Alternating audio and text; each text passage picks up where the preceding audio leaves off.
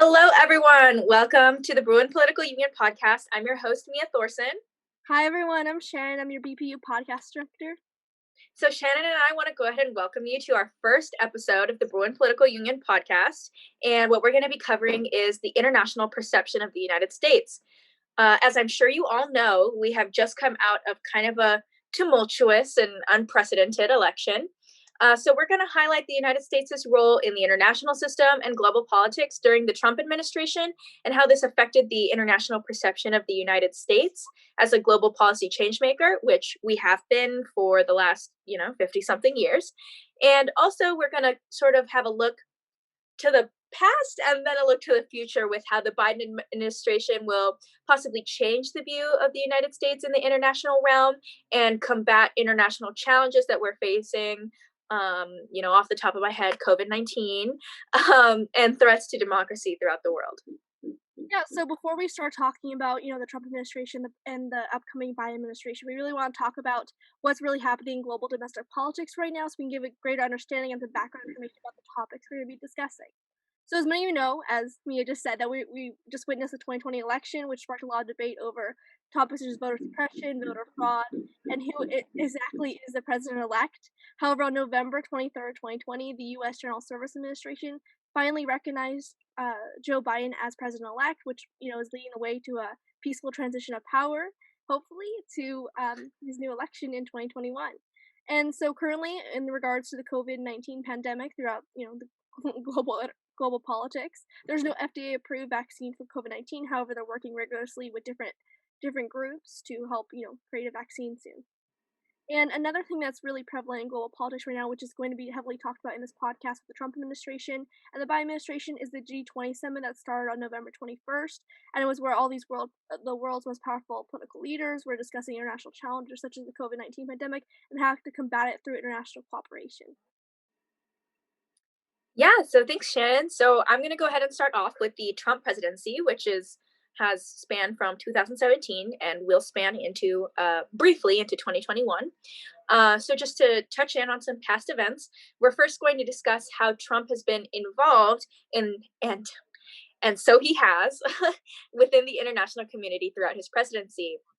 So, as I'm sure all of us are aware, a big slogan and a big talking point for Trump is his America First approach. So, during his inauguration in 2017, Donald Trump announced his America First approach to foreign policy, which centered around reducing United States trade deficits with countries such as China and holding allied countries accountable for paying their fair share of international responsibilities such as NATO. So, really pressing America into the forefront of our international trade economy. Another very well-known sort of aspect of Trump's international policy would be his immigration policy, as well as the connotation that he sort of pushes over immigrants. Very early on, again, in his presidency, we saw the travel ban. So President Trump signed an executive order banning nationals of 6 Muslim majority countries from traveling into the United States for 90 days, which did spark a lot of backlash. But again, he did revert back to his America First approach that this was a protectionist measure. He also signed 2 executive orders concerning immigration, such as directing federal funds to the construction of a wall along the U.S.-Mexico border. And a slogan of Trump supporters is, of course, build the wall, as well as bringing sanctuary cities, barring sanctuary cities from receiving federal grants and aid. If you are unsure of what a sanctuary city is or unaware of what a sanctuary city is, actually Los Angeles is a sanctuary city. And sort of the further you go down the border in California, there are less and less sanctuary cities. It's essentially like safe havens where there is less involvement with ICE or no involvement with ICE, which is obviously the people who deport illegal immigrants. To touch on DACA, which especially for our demographic is extremely important, as we do see a lot of dreamers or DACA recipients in the university system, especially the University of California system. In September 2017, the Trump administration announced that the DACA program would cease in a span of 6 months, and maybe this hits close to home for some of you more than others, but it was a very tumultuous and stressful time for a lot of people, a lot of DACA recipients. And that left approximately 800,000 beneficiaries vulnerable to deportation. Again, just to touch on that a little bit more, if you're unsure of what that means, essentially, DACA recipients or dreamers are people who were born in another country but came here at a very young age and were raised here, despite the fact that they were, technically came here illegally, but they don't really have a home in the country of their birth. So TPS in South American African countries was also another huge policy for for President Trump. TPS is temporary protected status, and it was first introduced in 1990, and it's protected immigrants from more than 20 countries. It's centered around natural disasters, civil war, anywhere that you are unsafe in your own country, you're granted asylum in the United States, or protected status in the United States. So more than 300,000 people from 10 different nations currently use the program, some of whom have lived and worked in the United States for decades. A little personal connection. My mom was actually a TPS recipient. She is an immigrant from El Salvador and was a TPS recipient for about 26 years before she did actually get her green card. President Trump announced that he was ending protections for El Salvador, Nicaragua, Haiti, and Sudan, claiming that these four countries have recovered from the natural disasters and violent conflicts that initially caused people to flee. The president reportedly referred to the program's beneficiaries as people from shithole countries, which we have all heard, I'm sure, because it did spark an international news fiasco. Sort of the policy following the perception following his immigration policy has sparked outrage among people from these countries for strong racial and anti-immigrant rhetoric. Now, trade interests, which is another huge aspect of aspect of Donald Trump's presidency, because he has had made it very clear that he is centered around the country's economics, is his involvement with NAFTA. The Trump administration sought to renegotiate NAFTA, and in September 2018, all parties signed the United States-Mexico-Canada Agreement. The trade deal contains stronger protections of the U.S. intellectual property and restored Americans' manufacturing jobs and addressed the U.S. trade deficit in goods. So again, coming back once again to America first, he wanted to protect American workers and sort of insulate the domestic economy. Yeah, so thanks so much, Mia. So now we're going to be talking about international treaties initiatives that Trump participated in or he departed from during his presidency. So the first thing we really want to talk about is NATO. So in the beginning of his presidency in 2017, he addressed the North Atlantic Treaty Organization, which is NATO acronym, heads of state and government, calling on them to financially contribute their fair share to the alliance because a lot of them are contributing less financial resources and monetary resources than the United States was in proportion to their population size and influence and power. So Trump said that he would leave the United States would leave NATO if other countries would not contribute to their fair share. So this maybe sparked a lot of passion about who has more influence in the international system and who governs global policy more than other countries. So another thing that he decided to depart from was the Paris Climate Agreement. So as I said again, early in his presidency on June 1st, 2017, Trump announced that the United States would be withdrawing from the 2015 Paris Climate Agreement, which we'll talk about more in depth because that was something that Biden talked about, helped implement with the Biden-Obama administration.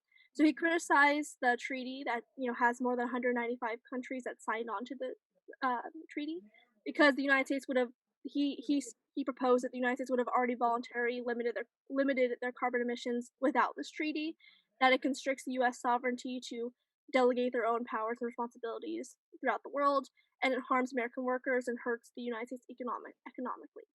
So another thing that he decided to withdraw from was the Human Rights Council.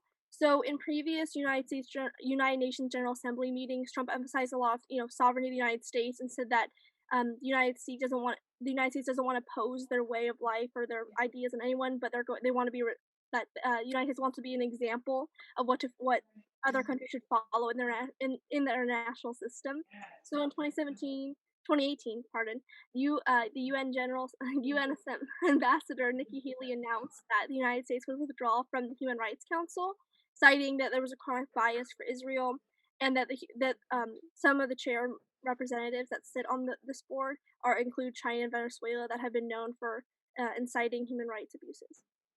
Yeah, some really great points made by Shannon there. And because we are a nonpartisan organization, we, don't want to spend too much time on one or another. So I'm going to go ahead and dive into the advantages and drawbacks of Trump's international role. So, a few advantages of the Trump administration could be seen as his approach to ensuring that the United States was not being pushed over in the international system and that the United States allies had to equally contribute to the safety and protection of the world. So, again, sort of making an equal playing field for all of the, protectors of the free world. Um, Also, standing up to anti democratic regimes such as North Korea, China, and Venezuela's participation in UN meetings, again, protecting the free world.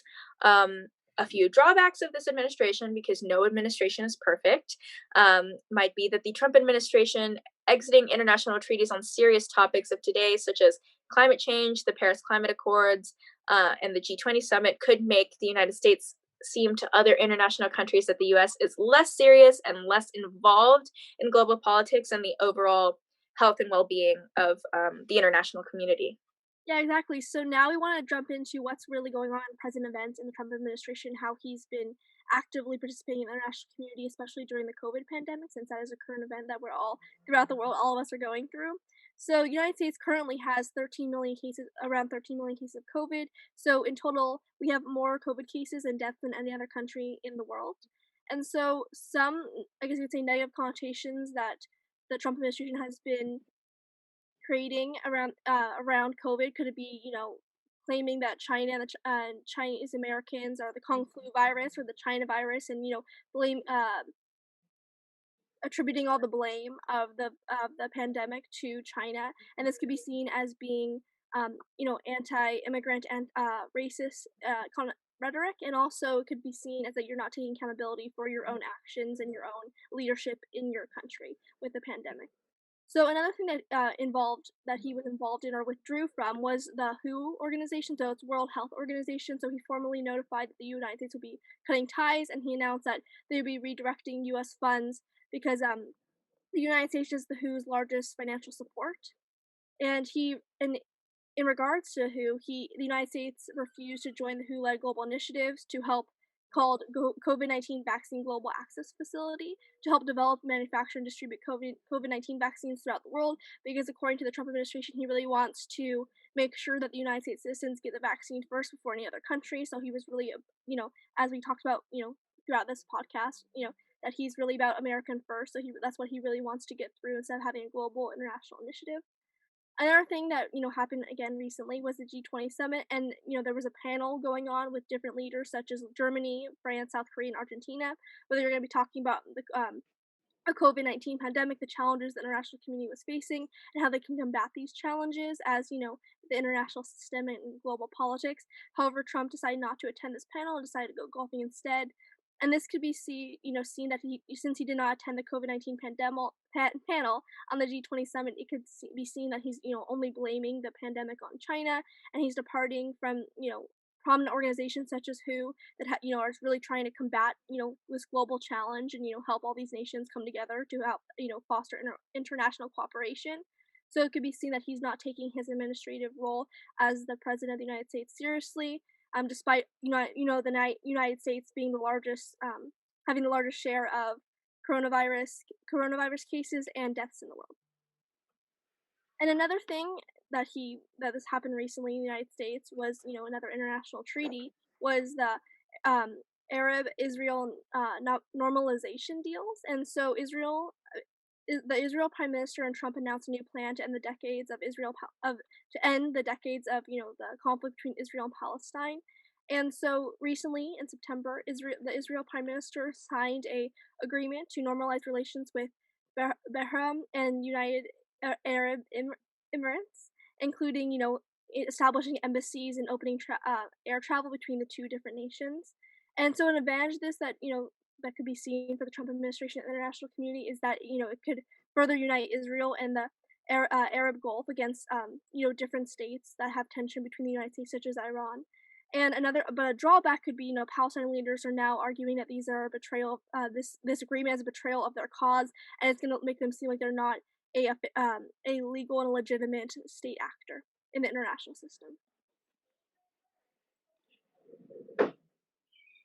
So, to touch on what is to come in the Biden presidency, from which, as of right now, will be starting in early 2021 and spanning until 2025, we want to, throw it back a couple of years to when he was vice president to Barack Obama and some of the international policy that we saw during the Obama administration.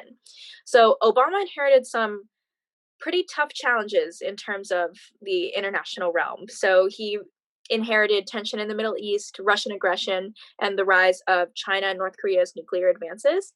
However, Obama made progress on global nuclear security and climate change. And we'll sort of touch on that in a little bit. So, the Iran nuclear deal, the nuclear agreement that the US and 5 allies reached with Iran in 2015, was a solid arms control achievement, which sort of eased some of that global nuclear tension that we saw. It was Cold War reminiscent, might I say, that was building. So Iran agreed to limit its sensitive nuclear activities and allow in international inspectors in return for the lifting of crippling economic sanctions.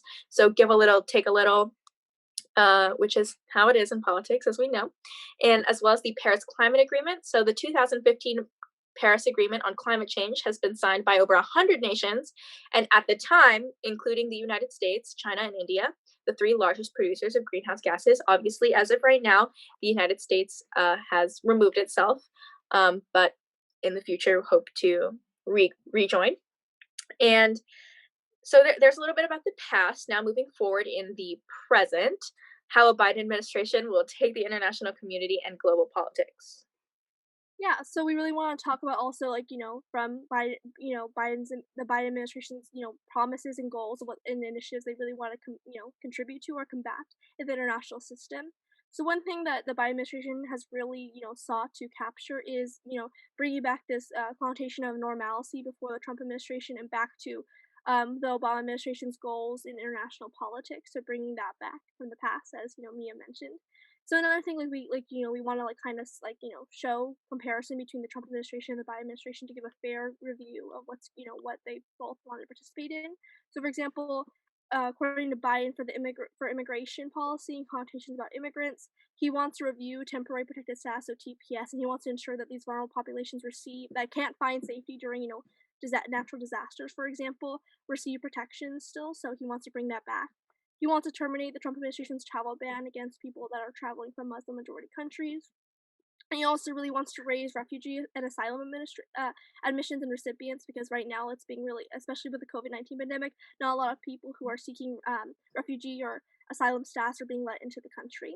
So an advantage of this is it could be like trying to establish unity, because as I have right here, as Joe Biden states, he wants the United States to return to the phrase of quote a nation of immigrants. So create a unity and that we're all one and we should all stick together.